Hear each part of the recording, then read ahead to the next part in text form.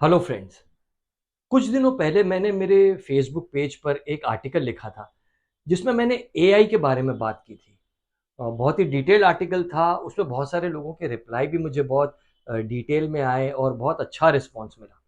Actually हुआ ये था कि मैंने कुछ दिनों पहले एक वीडियो देखी थी जिसमें एआई जनरेटेड वीडियो शॉर्ट्स कैसे बनाते हैं और उसके बारे में बताया गया था। उसमें ये बताया गया था कि कोई एक वेबसाइट है जिसमें जाकर आप अ, अवतार क्रिएट कर सकते हैं। फिर आप दूसरी वेबसाइट पर जाकर एक स्क्रिप्ट लिख सकते हैं और फिर उस स्क्रिप्ट को किसी और वेबसाइट में जाकर आप ऑडियो में कन्वर्ट कर सकते हैं। एंड फाइनली आप उस ऑडियो को मेल या फीमेल, इंग्लिश या हिंदी, किसी भी लैंग्वेज में उस ऑडियो को बना सकते हैं। आखिर में जाकर एक तीसरी वेबसाइट है जिसमें आप अपने अवतार को उस ऑडियो के मुताबिक लिप मूवमेंट भी दे सकते हैं। खैर बात आई गई हो गई। लेकिन कुछ दिनों बाद जब मैं अपनी फ़िल्म की डबिंग के लिए पहुँचा, तब डबिंग करते-करते अचानक मुझे ख़्याल आया कि एआई की मदद से क्या ऐसा हो सकता है कि आने वाले दिनों में मेरा वॉइस का एक छोटा-सा सैंपल ले लिया जाए और उस सैंपल की मदद से पूरी की पूरी फ़िल्म की मेरी ही आवाज़ में डबिंग कर दी जाए। क्या ऐसा पॉसिबल है? क्या ऐसा हो सकता है? क्या ऐसा हो सकता है कि बड़े-बड़े स्टार्स का अवतार क्रिएट कर लिया जाए हूबहू उनके जैसा ही और किसी भी बड़े स्टार को अपनी फ़िल्म में साइन किए बिना ही उस अवतार को क्रिएट करके पूरी की पूरी फ़िल्म उस हीरो के साथ बना दी जाए? अगर ऐसा होता है तो फिर ये बड़े-बड़े स्टार्स, बड़े-बड़े सेलिब्रिटीज़ का क्या होगा? कुछ सालों पहले जो बड़े-बड़े लेजेंडरी सिंगर्स थे, उनके कवर वर्जन्स यानी दूसरे अननोन सिंगर्स उन्हीं की आवाज़ निकालते थे। जैसे किशोर दा या रफ़ी साहब की आवाज़ में ही गाने गाते थे और ये कैसेट्स मार्केट में अवेलेबल था, जो कि कॉपीराइट लॉ के अगेंस्ट था, लेकिन उसमें भी फिर एक कानूनी रास्ता निकाल दिया गया और वो कैसेट्स मार्केट में ईज़िली अवेलेबल थी। लेकिन अब तो किसी सिंगर की भी ज़रूरत नहीं है। आप एआई की मदद से किसी भी सिंगर की आवाज़ निकाल सकते हैं। हाल ही में एक कंपनी ने केके और सिद्धू मूसेवाला की आवाज़ में एआई से उनकी आवाज़ क्रिएट करके नए गाने रिलीज़ कर दिए गए। देखिए, एआई अगर ये कर सकता है तो आप सोचिए कि फ्यूचर में भी क्या-क्या कर सकता है। एक्टिंग और डबिंग की अगर मैं बात करूँ तो ये दोनों में टेक्निक इतनी नहीं लगती जितनी क्रिएटिविटी लगती है।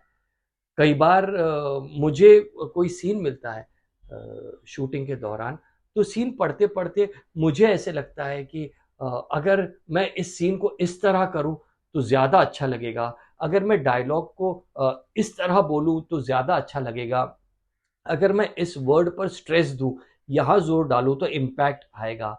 उस वर्ड पर अगर मैं पॉज़ देकर आगे की लाइन बोलूँ, तो ज़्यादा अच्छा लगेगा। अगर मैं एक्सप्रेशन ऐसा दूँ, मैं रिएक्ट वैसे करूँ, तो एक्टर जो होता है अपने सीन पर काम करता है।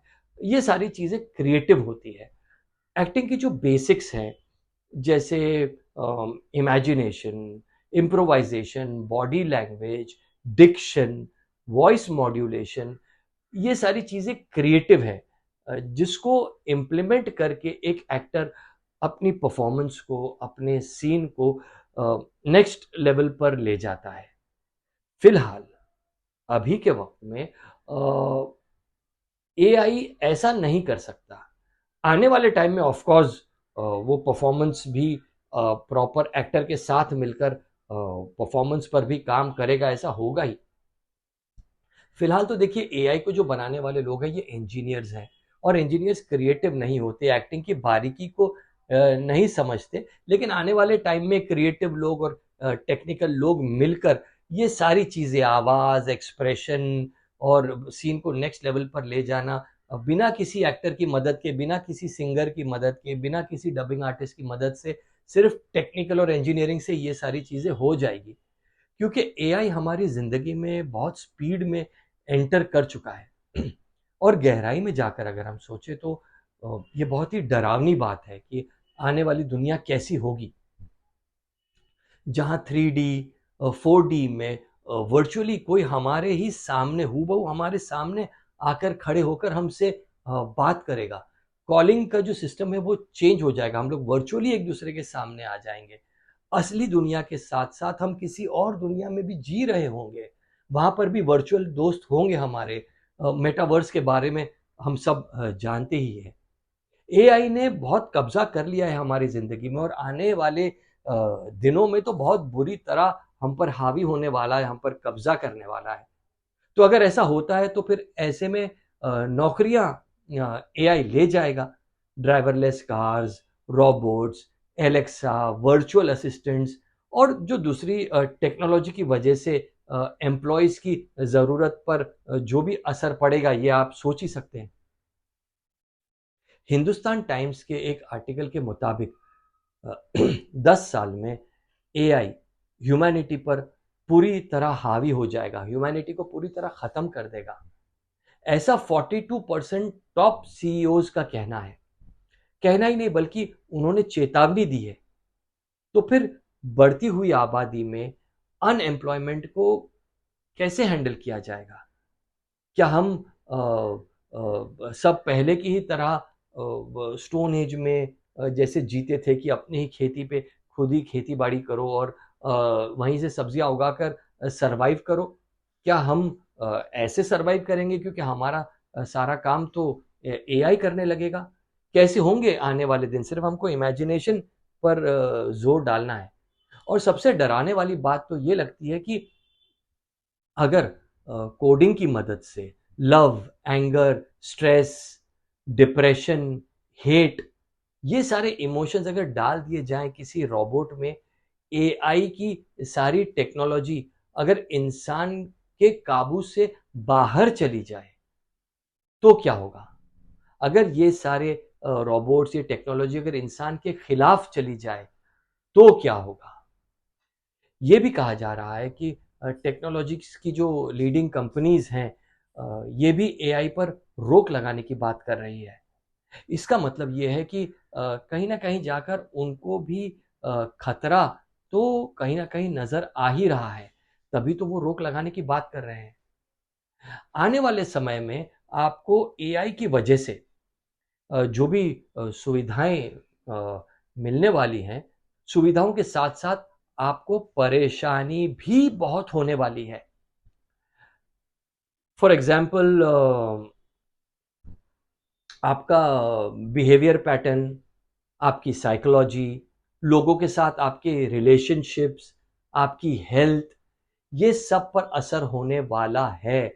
ये सब खराब होने वाले हैं। और मजे की बात यह है कि इसका इलाज भी एआई ही करेगा, क्योंकि एआई के पास हर इंसान की इतनी इंफॉर्मेशन होगी, पुराने से पुराना डेटा होगा, ऐसा डेटा, ऐसा इंफॉर्मेशन जो आपको खुद भी याद नहीं होगा।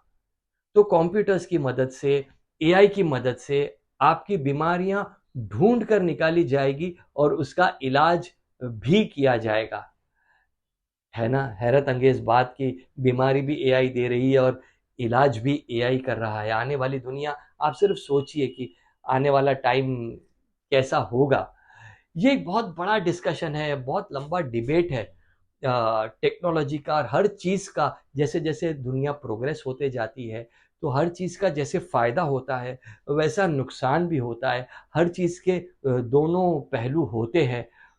फ्यूचर हम में से किसी ने नहीं देखा है कि आने वाली दुनिया कैसी होगी, आने वाला टाइम कैसा होगा। ये एक बहुत बड़ा डिस्कशन है, बहुत बड़ा आर्ग्यूमेंट है कि टेक्नोलॉजी एंड एआई ये हमारे लिए एक बून है या एक बेन है। एक बहुत बड़ा प्रोवर्ब है इंग्लिश का, वेदर थिंग्स आर बून और अ बेन, मतलब ये हमारे लिए फायदा होने वाला है या ये नुकसान होने वाला है, ये तो समय ही बताएगा। No one knows, let's wait and watch.